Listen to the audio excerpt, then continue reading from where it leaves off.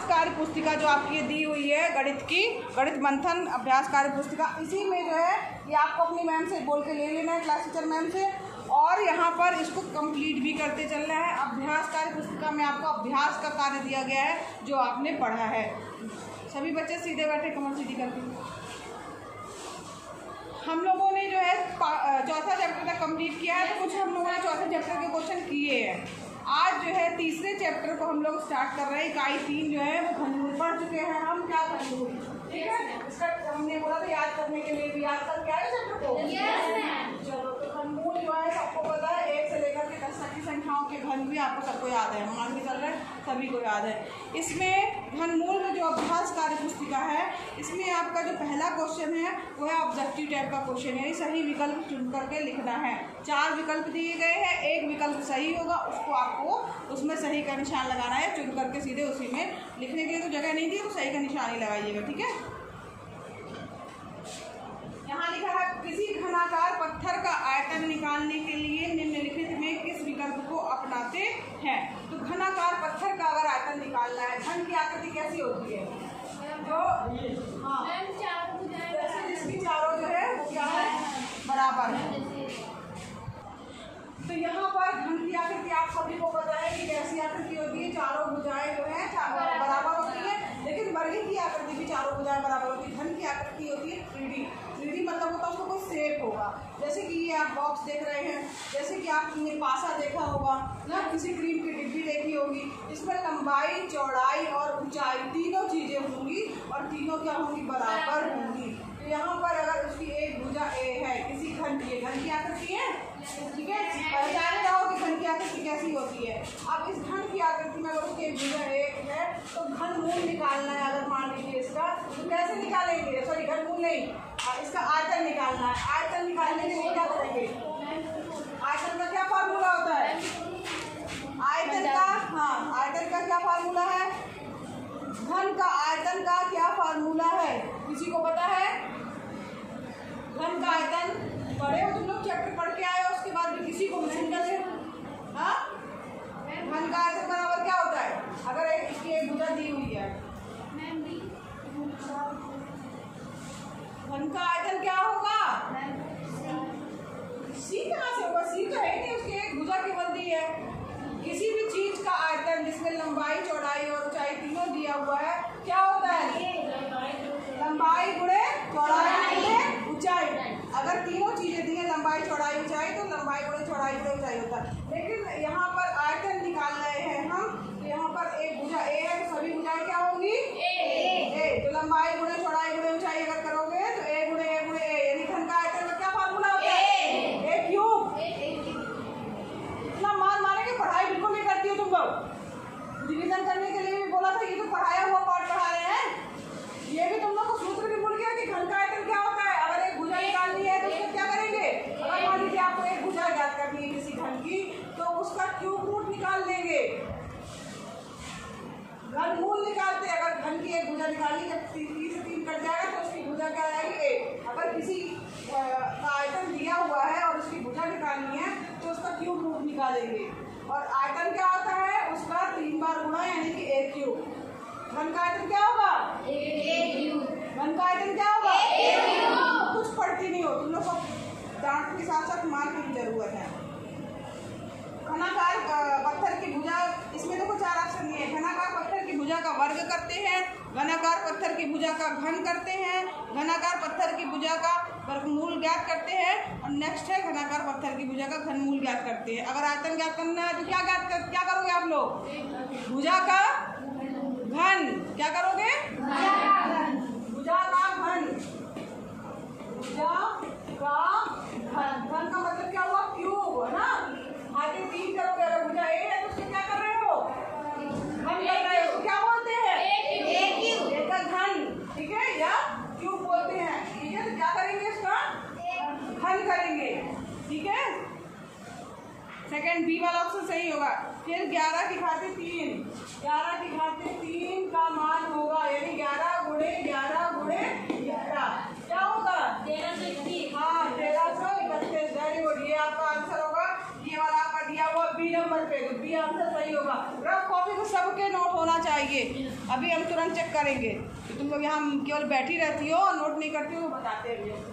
यहाँ पर क्या हो जाएगा 1331 और बी वाला ऑप्शन सही होगा। जब बुक मिलेगी तो उसको कंप्लीट करिएगा। -1 की खाते 3 का माइनस इसका मान क्या होगा? तीसरा क्वेश्चन है क्या होगा? -1। कैसे होगा? -1 गुणे घाते 3 का मतलब क्या होता है? उस संख्या का 3 बार -1 गुणे -1 गुणे -1। तो 1 का गुणा सबसे होगा तो 1 ही आएगा, लेकिन माइनस का गुणा माइनस से होगा, प्लस हो गया। लेकिन फिर माइनस से होगा तो क्या आएगा? -1। -1 कौन सा विकल्प है आपका? बी। तो बी आंसर सही होगा। ठीक है, सबको समझ में आ रहा है?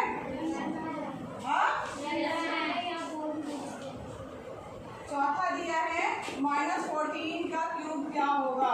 तो यानी -14 गुणे -14 गुणे -14। क्यूब का मतलब होता है जिसको हिंदी में बोलते हैं घन, उस संख्या का 3 बार गुणा। -14 का गुणा 3 बार करोगे। ऑप्शन दिया हुआ है इसमें। पहली बात तो 3 बार माइनस है तो माइनस का चिन्ह तो आएगा ही आएगा। ठीक है, तो ये माइनस का चिन्ह हो गया। और यहाँ पर ऑप्शन में दिया है 2744, यानी सी वाला ऑप्शन सही होगा। 2744 सी वाला विकल्प इसका सही होगा। ये पहला है, ये दूसरा है, ये तीसरा है, ये चौथा है। पांचवा क्वेश्चन जो दिया है आपका,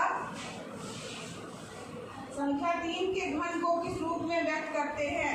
संख्या 3 का घन, संख्या 3 का घन लिखा है और उसमें ऑप्शन दिए गए हैं, 4 विकल्प दिए गए हैं। आप लोग बताइएगा 3 की पावर 1/3, 2 की पावर 3 कि 3 की पावर 3 कि इसमें से कोई नहीं?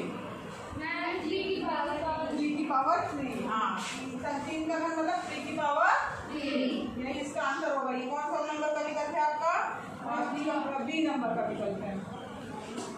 ये आंसर है आपका। ठीक, छठवें पे आइए। छठवां दिया है आपका 6 गुणे 6 गुणे 6 को किस रूप में लिखेंगे? 6 गुणे 6 गुणे 6 दिया है, 6 की घाते 3। ठीक है, एक लिखेंगे ना 6 की घाते 3। कौन सा विकल्प है? बी नंबर का विकल्प सही है, तो ये बी नंबर में आप लिख लीजिएगा बी। ये हो गया आपका आंसर। नोट करिए। इसके बाद नेक्स्ट है आपका, पेन कौन सा आपने दिया है? तो पेन का कलर उसमें कौन सा कलर? ये वाला करके लिख लीजिए। अब यहाँ पे छठवें का 7वां क्वेश्चन है 7 गुणे 7 गुणे 7 का मान क्या होगा? बताओ। 343। याद है ना? ऐसे 10 तक याद कराए थे आपको। नेक्स्ट है सी। इसका ये जो 343 सी नंबर पे दिया है तो सी इसका आंसर हो जाएगा। ठीक है, 8वें नंबर पे जाइए। क्यूब रूट 3 की पावर 4 को किस तरीके से व्यक्त कर सकते हैं?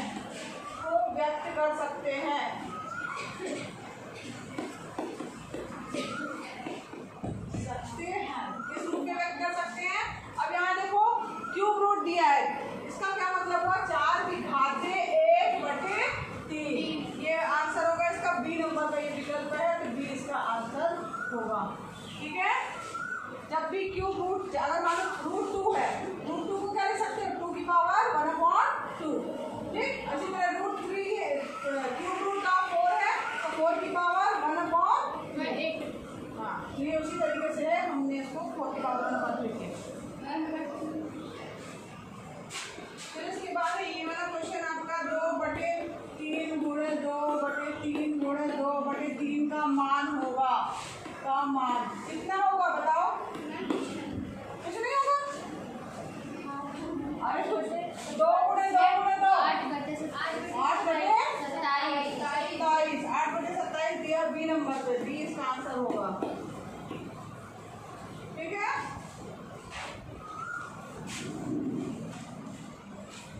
दसवें में आइए। 6/10 का घन है।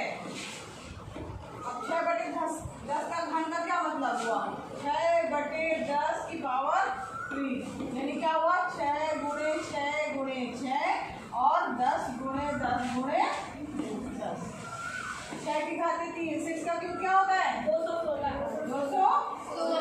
और 10 का क्यूब क्या होगा 1000। ये विकल्प जो है आप देखेंगे जब इसमें, तो इसमें जो है 216/100 तो दिया है लेकिन 1000 नहीं दिया है, तो इसमें से कोई नहीं, चौथा वाला इसका विकल्प सही होगा। कौन सा डी, इनमें से कोई नहीं, इनमें से कोई नहीं। क्यों? क्योंकि उसमें किसी में भी 4 ऑप्शन जो दिए हैं उसमें ये वाला ऑप्शन दिया ही नहीं हुआ, ये जो आ रहा है आंसर आपका वो दिया नहीं है, तो इसमें से कोई नहीं, इसका आंसर सही होगा। ठीक है, फिर इसके बाद क्या है 10 के बाद 11वां दिया हुआ है आपका 1538 के घन में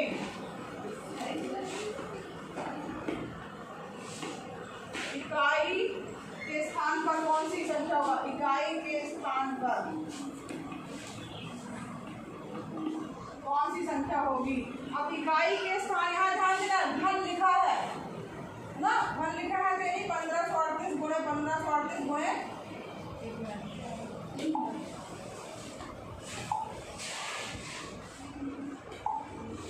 1538 गुणे 1538 गुणे 1538।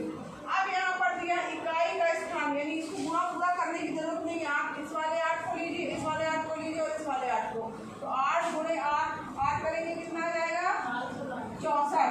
ठीक है, और फिर इसके बाद क्या करते हैं फिर 8 करेंगे तो हाँ 8 और 32 2, यदि पहला कौन सा रहेगा 2 रहेगा, तो यहाँ पर 2 ऑप्शन में है नहीं, इसका मतलब क्या हो जाएगा इनमें से कोई नहीं। इसका भी ऑप्शन क्या होगा इनमें से चौथा वाला यानी डी वाला विकल्प होगा, इसमें डी इनमें से कोई नहीं, क्योंकि उसका आंसर क्या होगा 2। समझ में आ रहा है, हमने क्या किया है ये नहीं लिखे, यहाँ पर चल नहीं रहा कैलकुलेशन, कोई नहीं यहाँ लिखा है ना। समझ में भी आया, नोट करिए।